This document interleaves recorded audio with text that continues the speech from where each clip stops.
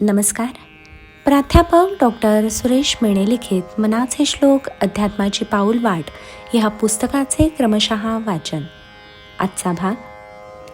देहे भान हे ज्ञानशस्त्रे खुडावे, विदेहीपणे भक्ती मार्गे झिजावे, विरक्ती बळे निंद्य सर्वे त्यजावे, परिसंग सोडूनी सुखी रहावे. आपण या जगामध्ये पांथस्थ म्हणून आलो आहोत, प्रवासी म्हणून आलो आहोत. आपण सारे घडीचे प्रवासी आहोत हे लक्षात ठेवले पाहिजे. या सर्व मायेच्या पसाऱ्यात आपण गुरफटता कामा नये असे समर्थांनी बजावले आहे. पण हा मायेचा पसारा इतका घट्ट आहे की तो इतक्या सहजासहजी थोडाच सुटणार आहे. सर्वप्रथम आपण या मायेच्या पसाऱ्यात कसे गुंततो ते पाहू. जन्माला येतो तेव्हा आपण एकटेच असतो. हळूहळू आपली ओळख आई, मग वडील, भाऊ, बहीण, घरातील इतर सदस्य यांच्याशी होते. नंतर शेजाऱ्यांना आपण ओळखायला लागतो. नातेवाईकांशी आपली ओळख होते. थोडे मोठे झाल्यावर मित्रमैत्रिणी आपल्याला भेटतात.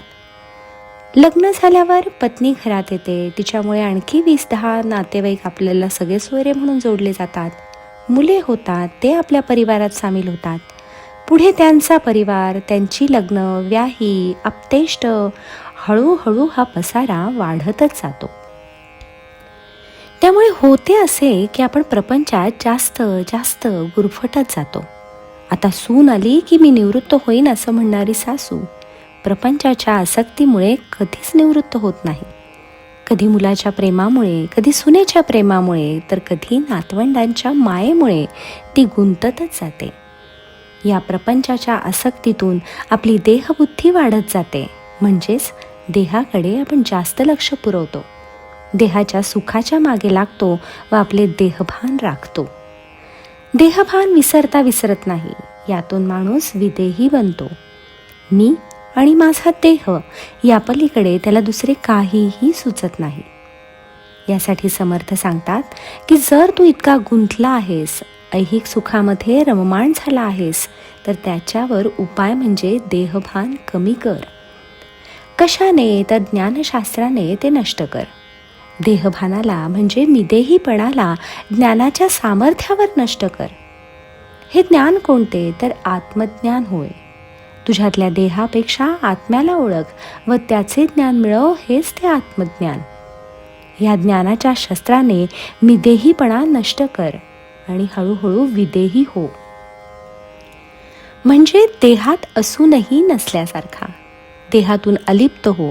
व हे कसे साध्य होईल? तर भक्ती मार्गाने साध्य होईल असे समर्थ सांगतात.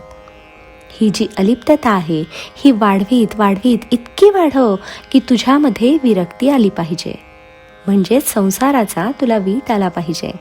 एकदा का तुला त्याचा वीट आला, उबग आला की आपोआप संसाराबद्दल तुझ्या मनात तिरस्कार निर्माण होईल. तो डोळ्यासमोरही नको असे वाटेल व निश्चितपणे या विदेहीपणापासून जे जे निंद्य आहे ते सर्व तू टाकून देशील. जे जे आत्तापर्यंत तुला हवे होते त्याची तुला आता गरज वाटणार नाही. मन निसंग होईल व देहात राहूनही, जगात राहूनही तू अलिप्त होशील व कशातही रमणार नाही व गुंतूनही पडणार नाहीस. तुझी वाटचाल मिदेहीपणापासून विदेहीपणाकडे झालेली असेल व याच विदेहीपणातून तुझी आत्मबुद्धीकडे वाटचाल सुरू झालेली असेल व खऱ्या सुखाचा, चिरंतन सुखाचा मार्ग तुला सापडेल असा दिलासा समर्थ आपल्याला देत आहेत. जय जय रघुवीर समर्थ.